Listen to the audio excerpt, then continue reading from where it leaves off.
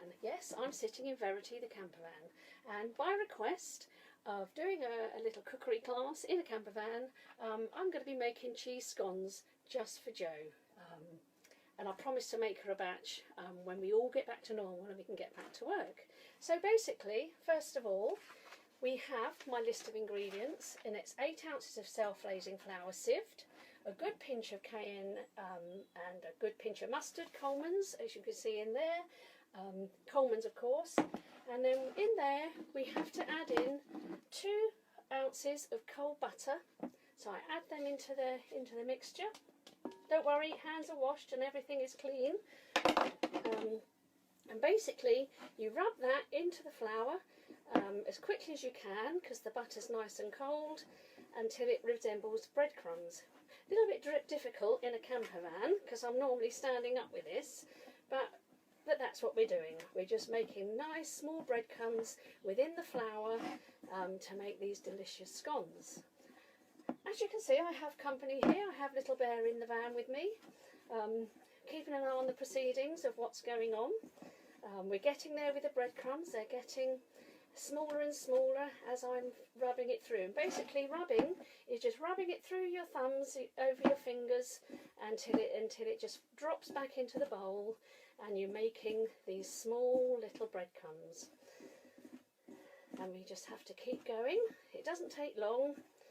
It seems longer while you're being videoed, but anyway, we'll carry on. I hope everyone's okay and doing all right. I will be making a video of the garden later on, and I think I've had some visitors in the garden, so there's maybe some children who'd like to spot the animals later on.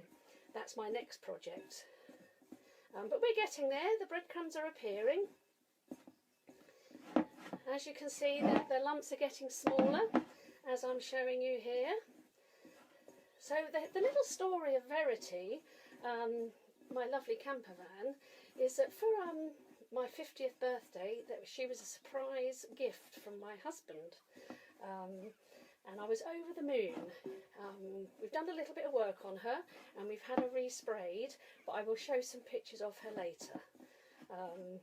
But we do take her on holiday down to Cornwall. She's very comfortable to sleep in. I prefer to cook outside, so we did take the cooker out.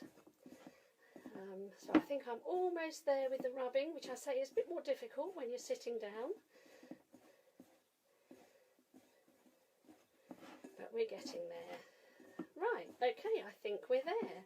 So breadcrumbs are done. So basically that was 8 ounces of self-raising flour, 2 ounces of cold butter, or you can use Lurpak, which is a little bit softer, and it takes a little bit quicker to rub in. But there I have my breadcrumbs, and now I'm going to just add in the cheese, already grated, nice strong. It's a little bit more than 2 ounces because my husband does like cheesy scones. So basically add that in, give it a stir.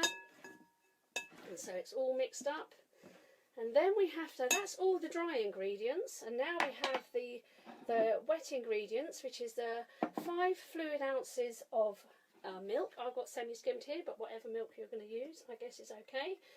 And then with a knife I mix that all together to make a dough, but I do leave a little bit of milk just in the bottom for brushing the scones at the end.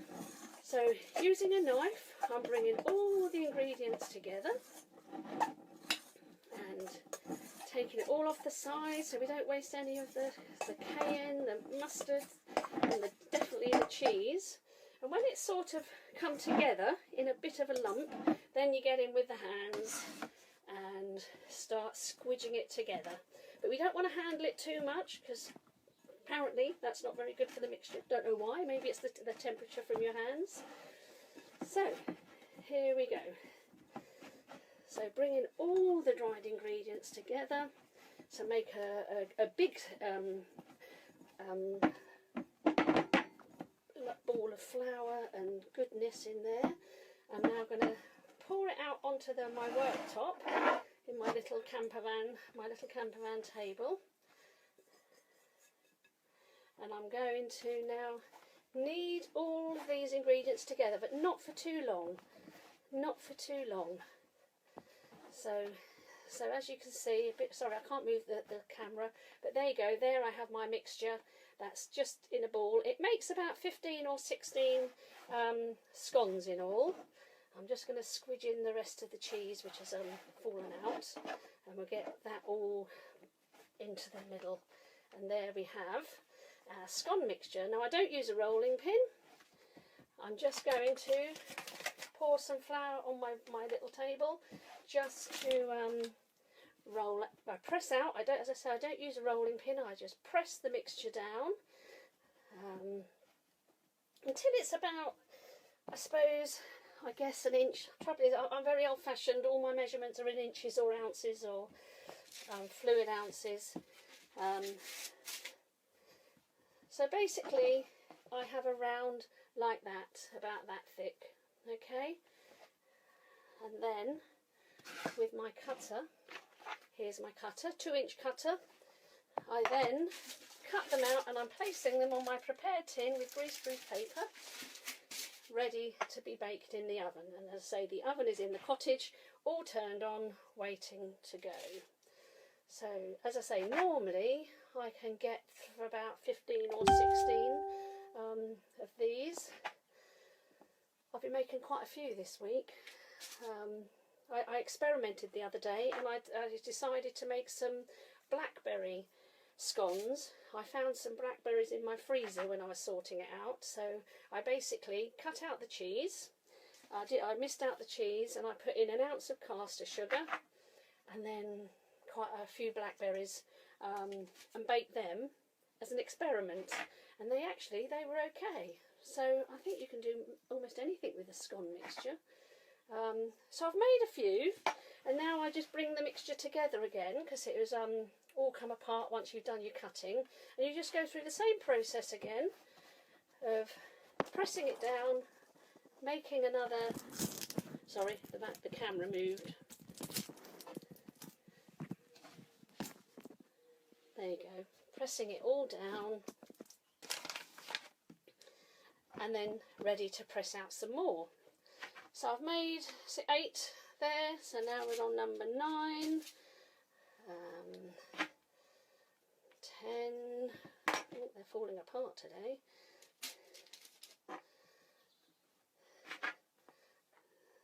then 11, and once again bring the mixture back together again and press it out. And these are really delicious when they're just out of the oven, with a little bit of butter in the middle. Not that you need it really, because there's enough butter inside. So there we have 12. I think I'm going to make 14 today. I think the numbers are down. I think maybe I've made them a little bit deeper today, so I've not quite got so many out of the mixture. So last one. Last one. And there we have it, the last one all pressed out. And now, as you can see, I'm going to, oops, sorry, it slipped again, crash. Now I'm going to hold the camera with one hand and brush with the other. So now this is where I'm going to brush the tops, and then when that's all done, I'll say cheerio. And then I will return with just a very short video or a picture of the scones and hope they're okay. What do they say? Never work with live with animals or children or cooks or campervans. Anyway, this was suggested as a challenge, so I thought I would give it a go. And here we are, 14 scones later. We have all brushed now with the milk and ready to go in the oven. So, I hope you enjoyed our little cooking session in the camper van, and let's see if I can actually get it up onto Facebook. That's another challenge on its own. Take care everybody, and I will be back with the cooked product. Bye bye.